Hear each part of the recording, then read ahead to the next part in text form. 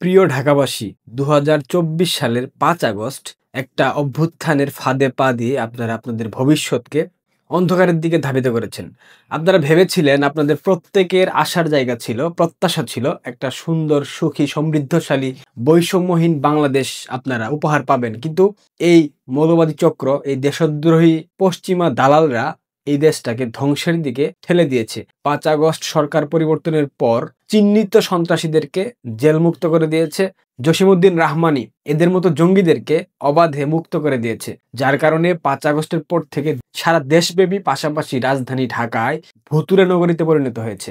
রাজধানী ঢাকায় আপনাদের জীবনের নিরাপত্তা নাই, আপনাদের সম্পদের সুরক্ষার নিরাপত্তা নাই, আপনাদের সন্তানদের ভবিষ্যৎ কোন দিকে ধাবিত হচ্ছে কোনো কিছুই আপনারা ঠিকঠাক মতো বুঝতে পারছেন না। চুরি, ডাকাতি, ছিনতাই, খুন, ধর্ষণ, মব, অসংখ্য ঘটনা গত ১ বছরে আপনারা উপহার পেয়েছেন। পাশাপাশি একটা তথাকথিত রাজনৈতিক দল যারা চাঁদাবাজির উৎসব পালন করতেছে বর্তমানে ঢাকা নগরীতে, এবং আরো একটা দল তারা মৌলবাদের বিষ বাষ্প ছড়িয়ে দিচ্ছে। তারা নারীদেরকে কটূক্তি করছে, তারা নারীদের পোশাক নিয়ে ব্যঙ্গ করছে, তারা নারীদেরকে বাইরে বের হতে দেবে না, তারা নারীদেরকে বস্তাবন্দি করতে সর্বোচ্চ ভূমিকা পালন করছে। এই অবস্থায় এই দেশটাকে, এই নগরীকে পরিচ্ছন্নভাবে পূর্বের অবস্থায় ফিরিয়ে আনতে আপনাদেরকে অবশ্যই কিছু না কিছু ভূমিকা রাখতে হবে। ৫ আগস্টের পর থেকে বুকে হাত দিয়ে আপনারা কেউ বলতে পারবেন আপনারা ভালো আছেন?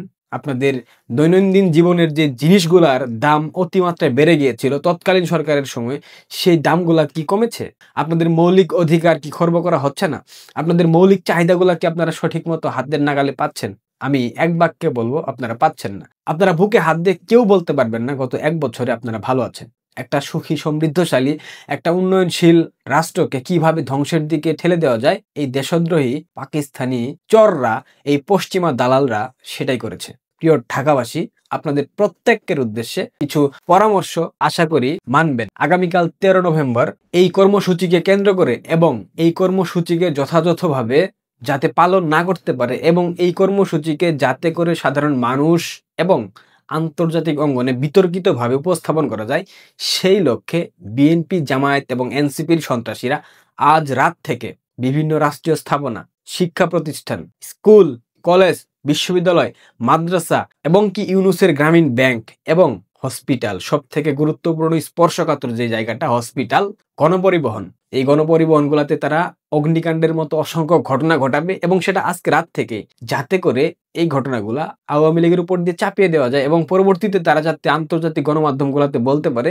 ক্ষমতা হারিয়ে দেশ থেকে পালিয়ে আওয়ামী লীগের নেতাকর্মীরা পাগল হয়ে গেছে, মস্তিষ্কে সমস্যা হয়েছে, যার কারণে তারা সাধারণ মানুষের লাশের উপর দিয়ে রাজনৈতিকভাবে পুনরায় প্রতিষ্ঠিত হতে চায়। এই ধরনের একটা বার্তা আন্তর্জাতিক অঙ্গনে ছড়িয়ে দেওয়ার জন্য তারা সর্বোচ্চ প্রক্রিয়ার মধ্য দিয়ে আগাচ্ছে। এই ব্যাপারগুলা থেকে নিজেদেরকে রক্ষা করতে, সুরক্ষা করতে অবশ্যই আপনাদেরকে ভূমিকা রাখতে হবে। অবশ্যই আগামীকালকে লকডাউন কর্মসূচিকে আপনাদের সফল করতে হবে। আপনাদের কিছু বিষয় মাথায় রাখতে হবে।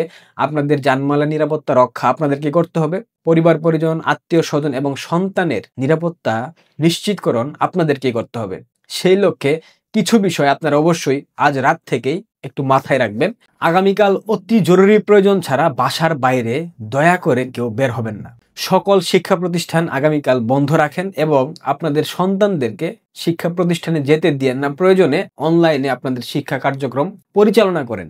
অফিস, দোকান এবং ব্যবসা প্রতিষ্ঠান আজ রাতের মধ্যেই যত দ্রুত সম্ভব বন্ধ করে ফেলেন। আগামীকাল খোলার চিন্তাও মাথায় আনবেন না। আপনাদের প্রত্যেকটা যানবাহন, রিক্সা থেকে শুরু করে একদম প্রাইভেট কার পর্যন্ত সবগুলা আজ রাতের মধ্যেই নিরাপদ জায়গায় সরিয়ে রাখুন এবং প্রত্যেকটা জায়গায় সর্বোচ্চ সিকিউরিটির ব্যবস্থা করে রাখেন। মোবাইল ফোনে সর্বোচ্চ চার্জ দিয়ে রাখেন, আগামীকাল বিদ্যুতেও বিঘ্ন ঘটতে পারে। জরুরি অবস্থায় যোগাযোগের জন্য নিকটস্থ থানা এবং আর্মি ক্যাম্পের নাম্বার আপনারা সংগ্রহ করে রাখবেন। রাস্তায় যদি কোনো কারণে বের হন, সেই ক্ষেত্রে অচেনা মানুষ এবং কোনো দলীয় উস্কানি থেকে আপনারা অবশ্যই দূরে থাকবেন। রাতে ঘুমানোর পূর্বে প্রত্যেকটা জানালা দরজা ঠিকঠাক মতো লাগান এবং বাসার মেইন গেট থেকে শুরু করে যতগুলা গেট আছে প্রত্যেকটা গেটেই সর্বোচ্চ নিরাপত্তা নিশ্চিত করেন। প্রয়োজনে একাধিক তালা লাগান। কোনো নাশকতা কিংবা অগ্নিকাণ্ডের মতো ঘটনা ঘটার সংবাদ পেলে অতি সত্বর 999-এ যোগাযোগ করবেন। সামাজিক যোগাযোগ মাধ্যমে সব ধরনের গুজব থেকে দূরে থাকবেন। কোনো তথ্য, সংবাদ কিংবা ভিডিও ফুটেজ পেলে সেটার যাচাই বাছাই না করে কোনোভাবেই অনলাইনে প্রচার করবেন না। আপনাদের নিজেদের পাড়া মহল্লার প্রতিবেশীদের সাথে সবসময় যোগাযোগ বজায় রাখেন। বাড়ির বাইরের সিসিটিভি ক্যামেরা সচল রাখেন, পাশাপাশি লাইটিং এর যে ব্যাপারটা, লাইটগুলো আরো বেশি সচল করেন, প্রয়োজনে উন্নত মানের লাইট লাগিয়ে ফেলেন, যাতে করে খুব স্বচ্ছভাবে সবকিছু পর্যবেক্ষণ করা যায় বাসার আশেপাশের পরিবেশ পরিস্থিতি। আগামীকাল যাতে বাসা থেকে বের হতে না হয়, সেই জন্য আজ রাতেই প্রয়োজনীয় খাবার, প্রয়োজনীয় ওষুধপত্র যেগুলো কালকে কিনতে হতে পারে, সেগুলো আগে থেকে সংগ্রহ করে রাখেন।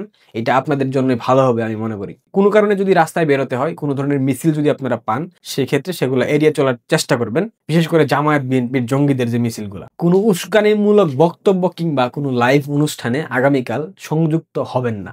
সবশেষে দেশের স্বাধীনতা এবং সার্বভৌমত্ব রক্ষায় আপনারা সবাই আগামীকালকের লকডাউন কর্মসূচিকে সফল করবেন।